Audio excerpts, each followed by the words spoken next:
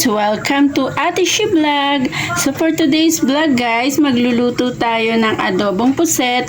Meron tayong ayan, white onion and garlic. And siyempre meron tayong green chili. So ayan guys, ang ating mga sangkap, magic syrup. Tapos meron tayong soy sauce. Tapos ayan, vegetable oil. Yan. So, ayan guys, mag-uumpisa na po tayong magluto ng adobong pusit. Maglagay na tayo ng ating cooking oil. And guys, so yan, maglagay na tayo ng garlic. Okay, sautay muna natin. Susunod natin ang ating white onion or sweet onion. Yan.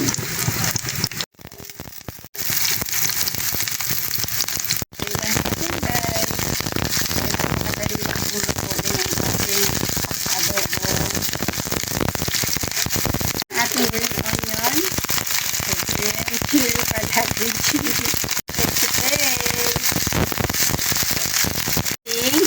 Pusit.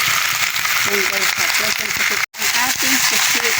Half kilo lang po yung binili ko guys. Kasi dalawa lang naman kami kakain. Taktak. Yan, sa piraso lang guys. Yan, silver swan. Tansya-tansya lang guys. Ang ating ginagawa lagi sa aking pagluluto. I hope nag-enjoy po kayo sa aking mga video na po guys. Ngayon lang ako nakapagawa ng video sa sobrang busy ko. So yan, mix-mix muna natin. Yan, konting luto lang siya guys kasi pag sobrang overcook po siya is parang rubber na yung taste niya.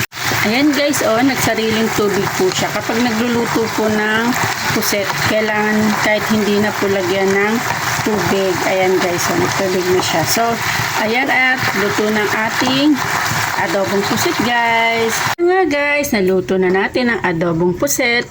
Maraming salamat po sa panonood sa aking mga video. Magandang buhay!